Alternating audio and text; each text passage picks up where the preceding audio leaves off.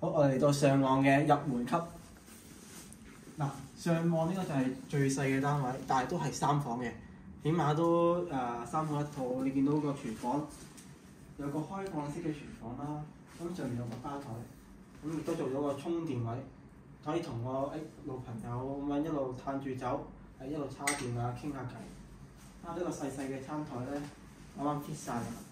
咁呢個食飯區啦，咁嗰邊咧就係一個客廳區。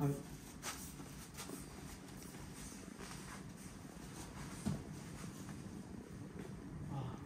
呢個廳嘅闊度咧，睇電視睇電影都係非常之適合。因為個露台，呢個露台就望晒成個避風塘嘅海景，遠少少可以望到機場。好天嘅時候可以望到澳門添。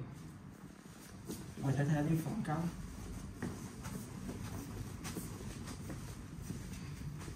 咁我哋睇第一間睡房啦。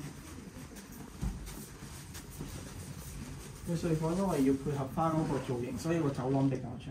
咁佢都可以放到衣櫃啦，同埋一個單人床，咁可以做到小朋友嘅房間嘅。咁呢度咧就會有個工人嘅套房，咁裏面有個套廁啦，亦都有佢休息嘅地方。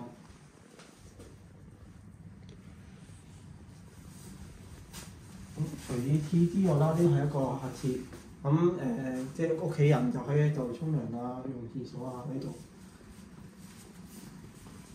咁另外呢一間房咧就做咗個書房嘅，亦都可以做睡房，可以入去參觀。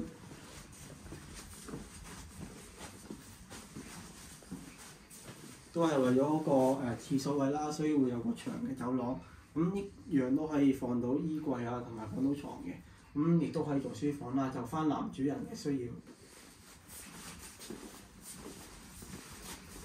去到最後嘅主人套房，咁主人套房做咗個套廁設計，咁淋浴嘅浴就冇浴缸嘅。咁另外啦，佢有一個寬敞嘅位置去做一個俾女主人化妝嘅位置啦。咁另外裏面咧亦都可以做一個少少嘅衣帽間。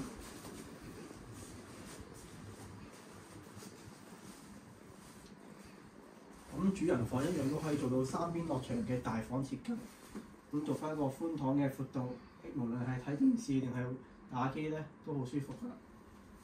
咁最後呢度主人房都係望翻我哋嘅避風塘海景，遠少少嘅可以望到飛機嘅升降。唔知呢個海景大家中唔中意咧？因為呢個海景咧好難得先有嘅，如果好天嘅時候，仲可以日日見到日落添。如果大家中意嘅，可以留言區度揾我，咁我可以同大家一齊參觀呢個上岸嘅3房1套單位。